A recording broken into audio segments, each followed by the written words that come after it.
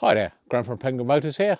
In this video I plonked a scrapyard pinto on the dyno, ran it up and it makes some numbers. And I thought, whilst it's here, let's make some upgrades.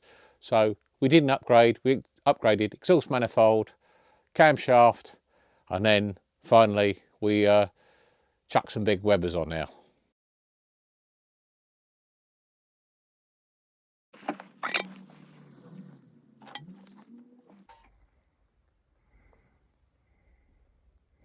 So you might ask, why a junkyard engine? Well, I've made a couple of changes. I've changed the input shaft on a dyno to something that more suits the engines and the clutches that they run, that I use.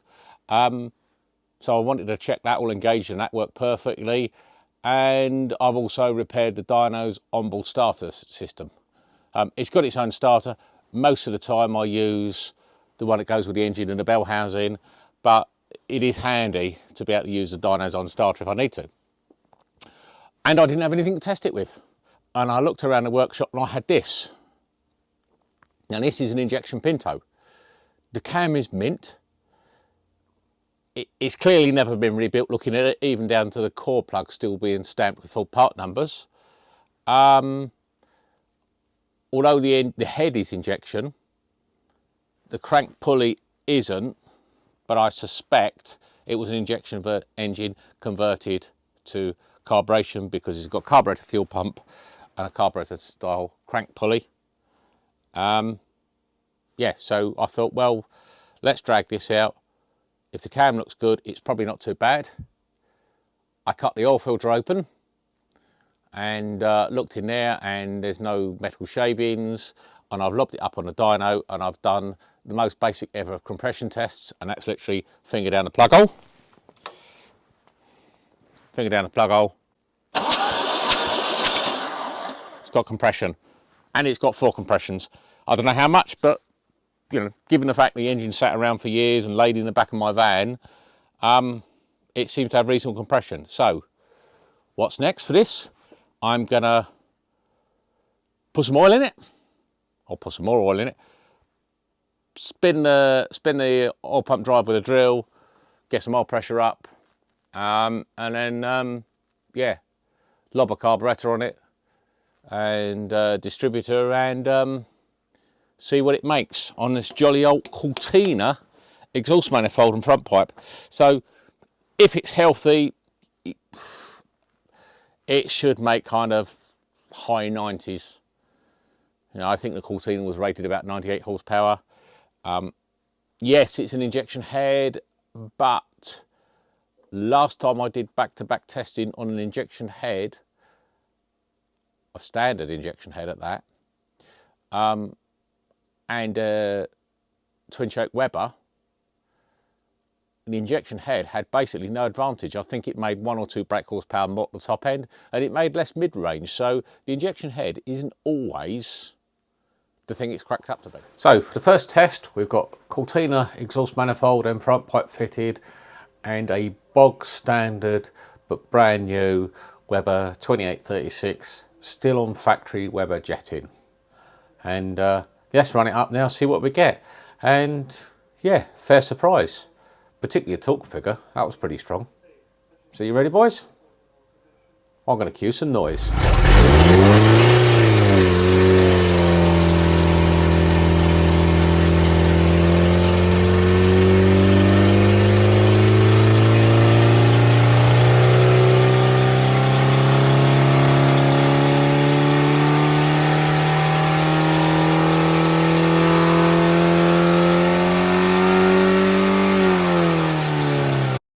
So there you go, one stock engine on a Cortina exhaust manifold, 104 horsepower. Pretty decent, I think, given an old scrapyard engine. You know, that's 6 or so horsepower up on what a Cortina's rated at. Admittedly, we got no air filter on it, which is probably worth a little bit, but it is what it is. Torque output 120 is pretty strong too. Whether that's injection head or not, I don't know, because last time I tested an injection head on a carburetor manifold, it hurt torque, but hey, who knows. Power curve's got a bit of a wobble, 4,500-ish RPM.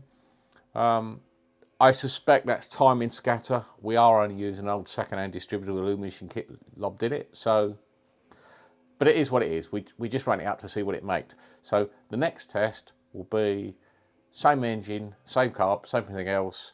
We're literally just going to sling on small bore 421 Ashley manifold and see where it goes.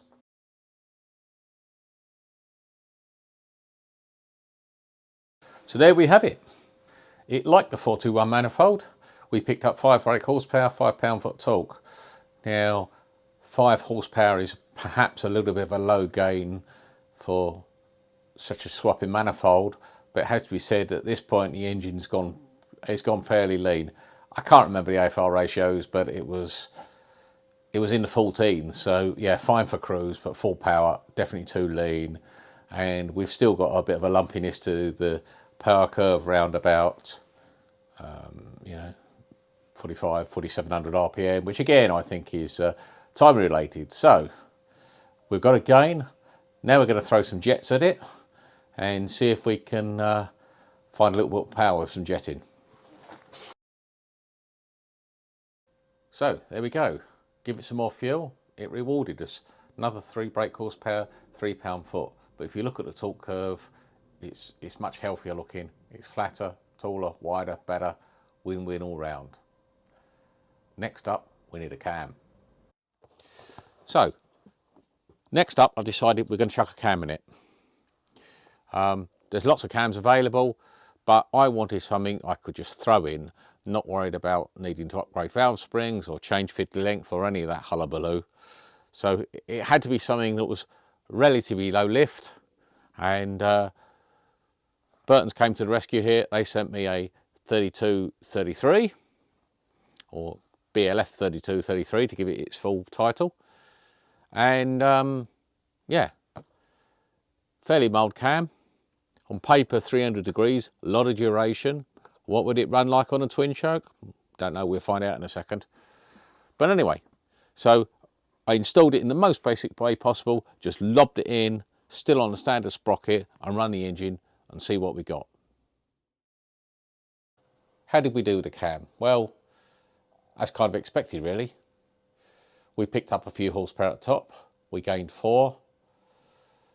We lost 2 pound-foot of torque lower down, below 4,000 RPM. We lost out to the standard cam. From there to about 5,000 it was about level, and above 5,000 clearly the bigger duration cam won out. And what did it idle like? Ticked over like a Swiss watch. 850 RPM all day long. So you've got to think that, yes, we've got an advertised duration of 300, but the lift on overlap must be pretty mild, otherwise it wouldn't have idled nicely like it did. So what's next? Well, let's get the DTI out and do a bit of measuring and see what happens when we retime the cam.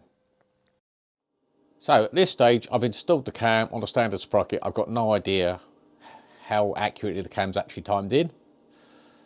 So took a spark plug, modified it, made it to a positive stop, so I could use the positive stop and a protractor on the crank to identify true top dead centre, DTI gauge, and then check to see where the cam was actually timed in. And the cam was actually timed in 4 degrees retarded, which in the old school rules meant it should have made more top end horsepower. But anyway, 4 degrees retarded, so we switched out the standard sprocket for a vernier, corrected the cam timing, and we ran it again. So, shall we have some noise? See what it makes for the cam timing.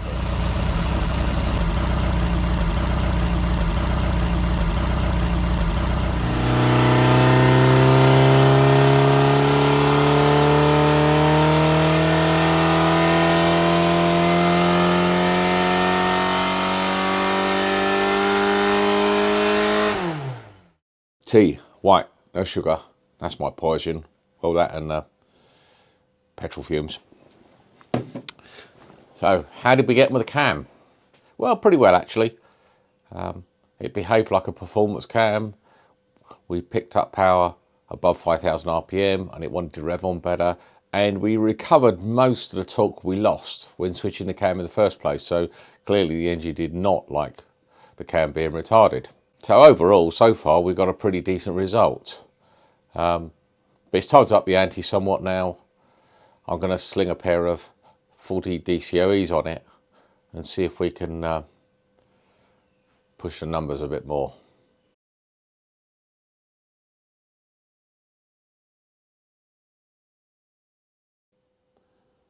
So, how did our 40s do? Well, equipped with 32mm chokes, we now pulled out 122 brake horsepower and 132 pound-foot torque. So that's up from 109 and 120. That's a pretty decent improvement, given we've got bolt-on mods on an otherwise standard scrapyard engine. For your bike carb fans, providing you've got a reasonable intake manifold, if you've got something around 36mm bike carbs or above, you're going to get similar power.